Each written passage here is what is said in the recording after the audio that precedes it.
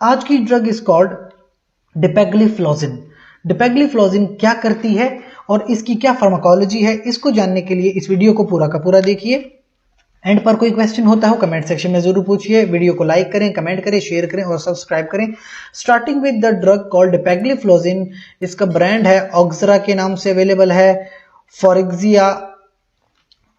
अब आपके पास ये कौन सी डोजेज फॉर्म में आती? टैबलेट में 5 mg और 10 mg। और ये करती क्या है, किस तरीके का मैकेनिज्म है?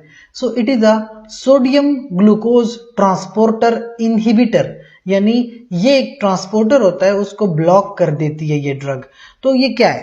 ये ट्रांसपोर्टर हमारे पास किडनी में पड़ा है, प्रोक्सिमल रीनल ट्यूब्यूल्स, किडनी के अंदर। किडनी क्या करती है, जब आपके पास खून फिल्टर होता है ना, तो किडनी उस खून में से जो ग्लूकोज होता है उसको वापस ब्लड में ट्रांसपोर्ट कर देता है फ्रॉम द किडनी। आपकी ड्रग क्या करेगी? आपकी ड्रग जो है वो क्या करती है, इस ट्रांसपोर्टर को ब्लॉक करती है ताकि ग्लूकोज आपके पास ब्लड में फिर से एब्जॉर्ब ना हो। So inhibitors will reduce the glucose reabsorption और इस तरह आपके ब्लड ग्लूकोज लेवल को कंट्रोल किया जाता है। अब आपने ब्लड ग्लूकोज लेवल क्यों कंट्रोल करना है? तो एक बीमारी है डायबिटीज मेलाइटिस।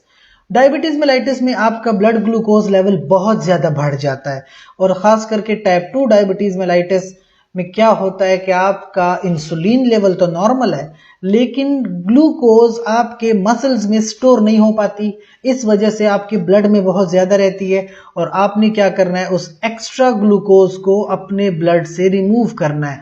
तो वो जब एक्स्ट्रा ग्लूकोज जाएगी आपके किडनीज में, तो किडनी वापस उस ग्लूकोज को फिल्टर ना करें बल्कि उसको यूरिन के अंदर बॉडी से एक्सक्रीट कर लिया जाए। So that is your drug जो कि रीएब्जॉर्प्शन को ब्लॉक कर देती है फ्रॉम द किडनीज। तो आपके पास ग्लूकोज रीएब्जॉर्ब नहीं होता। सो आपके पास डोजेज है 5 mg पर ओरल आप डोज लेते हैं, खास करके आप सुबह के वक्त ये डोज ले लेते हैं और इवन आप ये डोज बढ़ा सकते हैं, 10 mg तक भी कर सकते हैं पर डे। पेशेंट पे डिपेंड करता है कि उसका ग्लाइसेमिक कंट्रोल किस लेवल का है। इसके अलावा क्या क्या साइड इफेक्ट्स हो सकते हैं? सबसे पहली बात तो ये, जिन लोगों को रीनल इम्पेयरमेंट है ना, उनको थोड़ी डोज एडजस्टमेंट करनी पड़ती है। ओवरऑल अगर आप देखें जिनकी उम्र 65 साल से ज्यादा हो गई है या जिनका जो GFR यानी किडनी का जो फंक्शन है उस पर डिपेंड करता है। इसके अलावा उम्र 65 साल से अगर आपकी ज्यादा है और GFR जो है आपका थोड़ा कम है या थोड़ा ज्यादा है तो आप डोज को एडजस्ट करते हो। फिर फीमेल जेनिटल माइकोटिक इन्फेक्शंस हो सकते हैं, फंगल इन्फेक्शंस के चांसेस बढ़ जाती हैं।